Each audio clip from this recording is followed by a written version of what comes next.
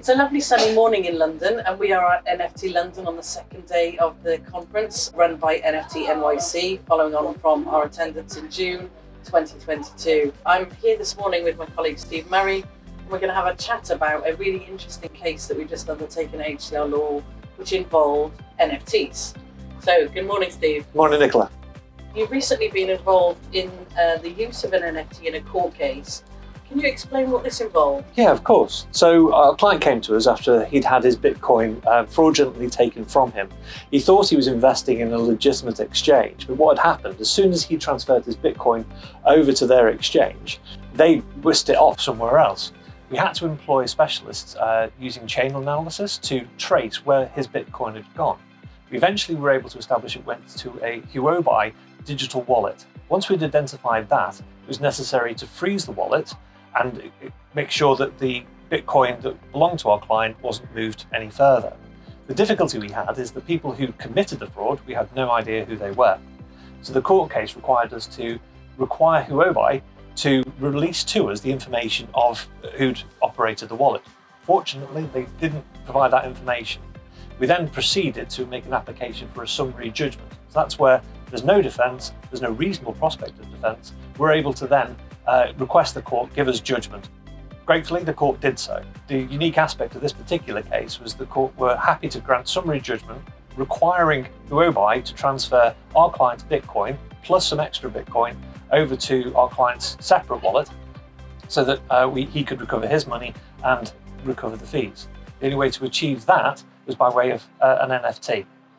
Cool. So if you go onto OpenSea and put in court order, yeah, the court order actually comes up. If you search OpenSea for court order, you'll see the NFT arrive. That NFT has attached to it details of the order that was granted, as well as the injunction details. Key innovation there is serving on persons unknown and also getting the exchange to deliver up the funds. So how many Bitcoin did we recover? So the client had purchased 89 Bitcoin through this fraudulent exchange, and we were able to recover all of that Bitcoin. But the wallet contained a lot more. Oh, indeed. It was certainly evident from what we were doing that the fraudsters had used this wallet consistently over a long period of time. And when we placed the freezing injunction on the wallet, there was over 14,000 Bitcoin, which I think at the time equated to somewhere in the region of $350 million worth of Bitcoin. And the court was willing to accept that our client's funds formed part of the melange of that Bitcoin. Absolutely. The difficulty with tracing Bitcoin is that the fraudsters will do their best to split it up and make it really difficult to trace, but the benefit of the blockchain and its immutable nature means that it is possible to trace. It just takes a great deal of effort. We were able to show that a proportion of our clients' Bitcoin were sat in the Huobi wallet. It was clear that the fraudsters were using that wallet to store some of their ill-gotten gains. The judge was more than happy to treat it as all tainted by the fraud.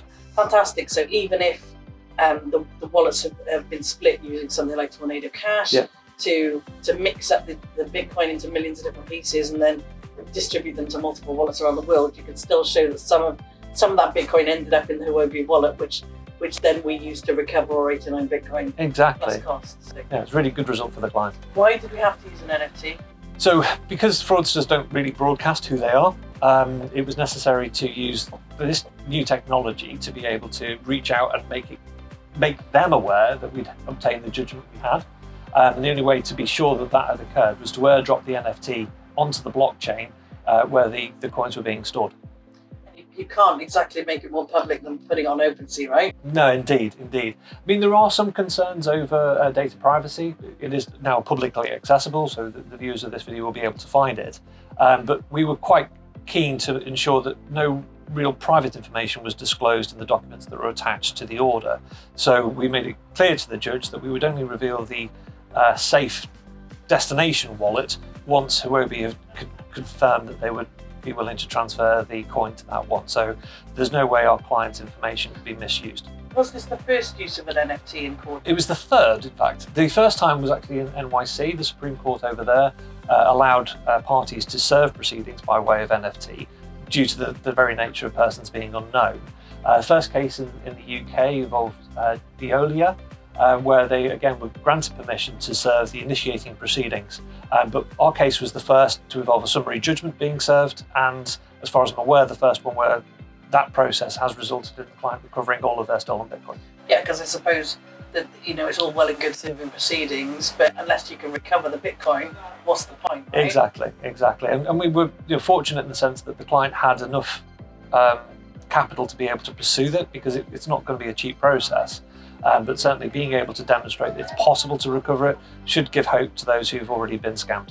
And the court awarded all of the costs from the wallet as well, didn't they? Yes, they did. Nice. That was reassuring from our point of view, that's for sure. Nice, and also from the client's perspective, because they got full recovery of all their NFTs, plus they got the cost back. Yeah, so going from a position 18 months previously, where the client had was about to accept the fact he'd lost almost £500,000, to be able to recover everything, plus the costs he'd expended along the way, was a fantastic result for the client. What does it mean for the future legal process? Where do you see this going? Well, I think the courts now are getting used to dealing with NFTs, blockchain, and I know that the courts in England and Wales are very keen to adapt the use of these new technologies to help with the process.